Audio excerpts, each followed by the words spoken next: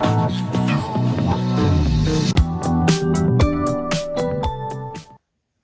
y'all, Teanna here. Welcome back to my channel.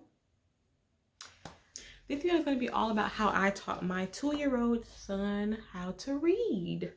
Now, when you guys are watching this video, my son will be 3 in a few weeks, but we're going to date this back to his 2-year-old days because that's where it starts.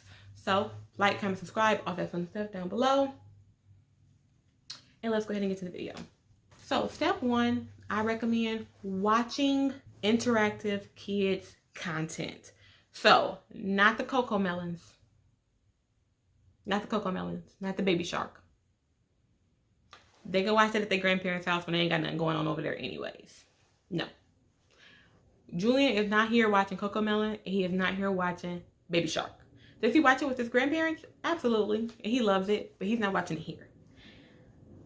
Here, Julian is watching PBS Kids, which is the Sesame Streets and whatever else is on PBS Kids. Everything on PBS Kids is interactive. Blue's Clues, he's watching Blippi, or now we're getting him into Circle Time with Miss Monica, which is on YouTube. Shout out to her. But everything that he watches is like question answer type stuff, like stuff that he can respond to the host or he can respond to the characters with something. Oh, do you see the blue ball? He can say, yeah, I see the blue ball. That type of stuff. That I find really helps because in a lot of those shows, they're showing words, they're spelling words, they're reading words. So it trains his brain to see those words and be able to spot them. So that is one trick that, not trick, but one thing that you can do.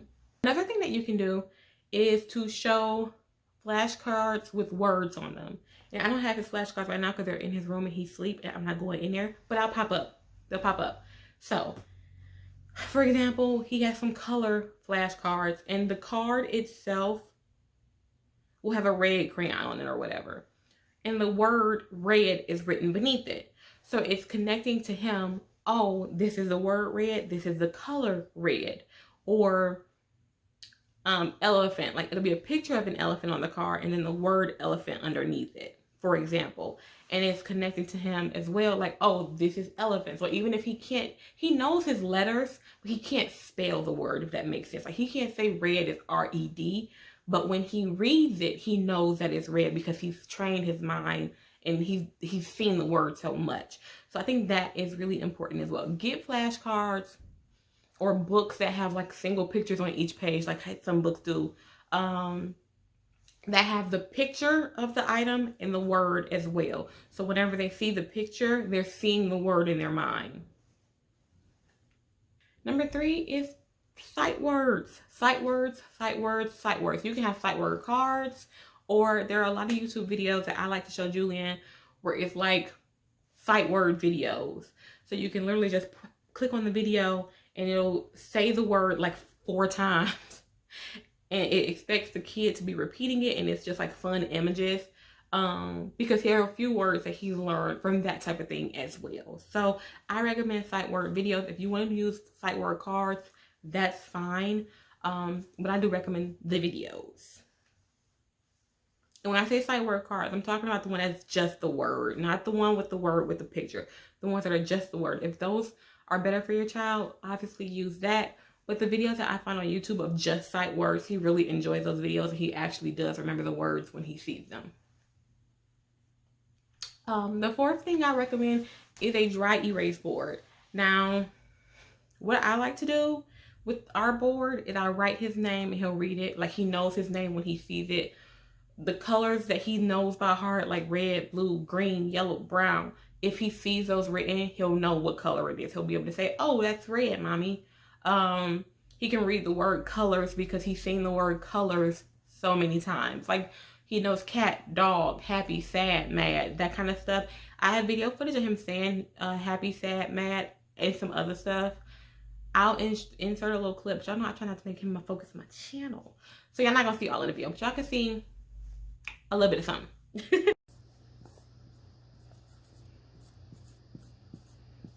What'd that say?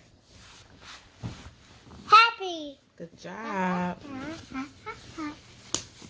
What did this say?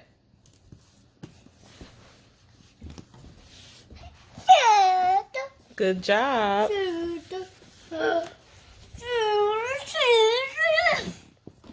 What's that say? But yes, that's extremely important for him to see us writing the words, so that he knows that those are letters that are turning into the word as opposed to just seeing it on a picture. And I think that he finds it really helpful. Last step, most important step to me, his name. I think it's really important for your child to be able to identify their name when they see it.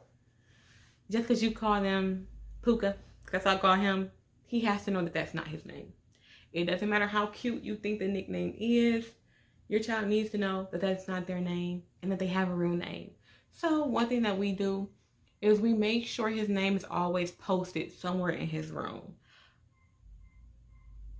Rude. We make sure his name is always posted in his room. Whether you get a sign made, you make a sign, you write it on the wall, you write it on a sheet of paper and stick it to the wall, whatever the case may be, it's important to make sure that their name is always in their room somewhere. So now I can write Julian's first name somewhere and be like sitting it to the side or whatever, and he can point to it and say Julian.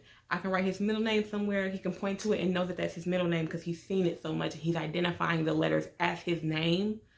I can write his last name down, he will identify those letters together as his name because he's seen it so much and because we've done it so much that forces him kind of to remember it.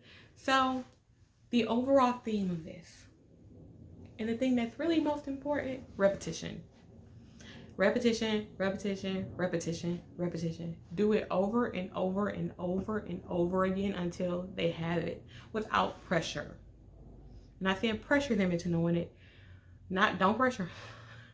But just do it enough times to where they understand it and they understand why they should understand it and they're grasping the actual idea of it as opposed to just saying it because mommy or daddy told them to say it. Let them watch content that, if you are having a hard time explaining things to them, let them watch content that aids in your teaching of them. Not Cocomelon, not Baby Shark. That's all. Hope you guys enjoyed the video. Like, comment, subscribe, all the stuff down below. If you have any tips about how you are teaching your toddler or your small child, let that be left down below as well. And I will talk to you guys in the next video. Bye.